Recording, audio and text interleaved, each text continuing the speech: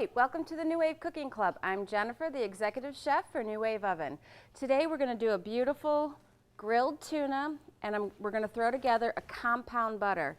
Compound butters are wonderful. You can make them up, put them in the freezer, in the refrigerator. We're going to put this on the tuna, and when the tuna is hot, you can use it on chicken, you can use it on salmon, any other shrimp, anything beautiful. It's good to have to dip in your bread in. Okay, so let's talk about tuna. This is frozen tuna. It comes like this. Now, in your grocery store in the fish department, you'll find it already taken out of this and placed on ice. Ask the fisher guy if you can please have it go back in their freezer and have it like this. This is cryovac. Unfortunately, I would say 90% of tuna comes in frozen from either from the Pacific or this one's from Indonesia. So if you think you're buying fresh tuna that's never been thawed, you're probably already been frozen and then thawed. Okay, so all we're going to do is we're going to take a little bit of olive oil. No salt. Salt dries, takes moisture out, so never put salt, even on your meats. We're just going to place it on the 4-inch rack. We're going to cook it on power level high. We're going to do 7 to 9 minutes each side because it's frozen. That's the beautiful thing about the NuWave. If you forget to take something out, you can throw something on and know that you're feeding your family something really great. These happen to have 25 grams of protein per serving.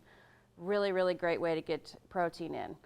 Okay, so I'm going to give it 7 minutes because I personally like mine a little medium rare. If you like it well done, cook it the whole 9 minutes. Then we're going to flip it. If you don't have time to flip it, or you want to go the full 18 minutes or the full 14 minutes, just go ahead and do that. It will cook on each side. Okay, so touch and go, it's easy as that. Cook time, 7 minutes, start. Okay, now we're going to talk about compound butter. These are some of my favorite ways to infuse flavor into foods. And when I find butter on sale, I have a whole freezer of it. My husband's like, what are we doing with all the butter? And then when he eats it, he understands. Okay, so we're going to take our twister blender. We're going to take the chopper mechanism. We're going to add the garlic, a big hand of cilantro. I love these flavors. We're going to add, the recipe calls for coriander seed. If you don't have that, if you have the coriander seed, then you have to break it all up, which is fine. You get a really nice flavor. But if you have cumin, it's the same thing. It's what happens when you grind it up. So a couple nice pinches of that. Sea salt. I love sea salt, especially when I am working with fish. And it just has a nice, refined, not a fishy taste, but I can't describe it. It's a little bit different than kosher salt. Okay. Then I'm going to use chili powder. If you like spice, go ahead and add red pepper. But to this, I'm just going to do the chili pepper. The chili powder, because I don't want to mask the flavor of the tuna. Tuna is just so good if it's done right. Okay, let's talk about lemon zest a little bit. I've already done that ahead of time for you, so we'll stick that in there. But basically, you get a zester, and at a 45-degree angle, you just run your knife down. And it takes a little bit. This is a good project for the kids. And you just run it and push it down there, okay? And then save this for juice.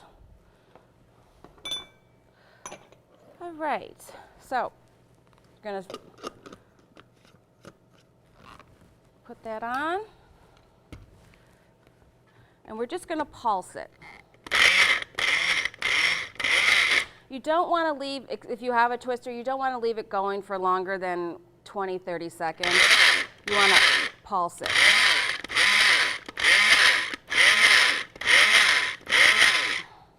Perfect. Now we're gonna go all the way down. Make sure you get everything onto your blade. Perfect, perfect. Remember when we're using coriander, we want to take the stems off. That's the bitter part of the herb. Okay, now we're going to switch over to our blending blade. And what I'm going to do is I'm going to add, about 1/4 of a pound of butter that has been sitting out. This, I use unsalted butter. If you use salted butter, please, please leave the sea salt out because it will be entirely too salty. You will then ruin your butter. Okay, place that under. So we're going to add some olive oil, a 4 count. 1, 2, 4. I'm going to put the top on. There we go. We're going to give it a nice, there we go. We want to pulse it. Perfect. Okay, I'm going to show you, let me just flip the tuna, show you how to roll it in a minute. Just flip it. And I'm going to go ahead and add a little bit more olive oil on this side.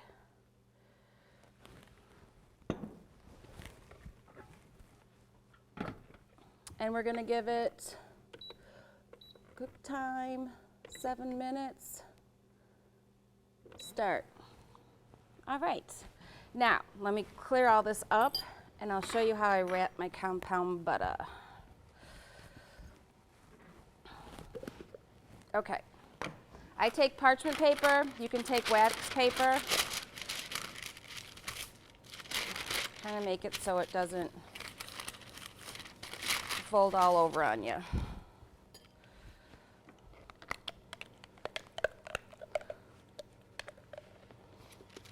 And you're going to put the butter, just lay it out. We're going to form a cylinder shape.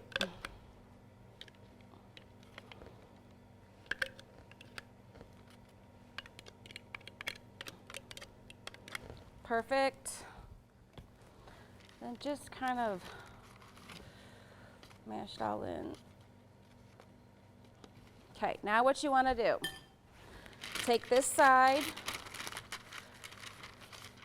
and fold it over to this side. Pushing, do you see this? Pushing the butter. See how we're getting a nice long cylinder? Then we're just going to roll it. Roll it.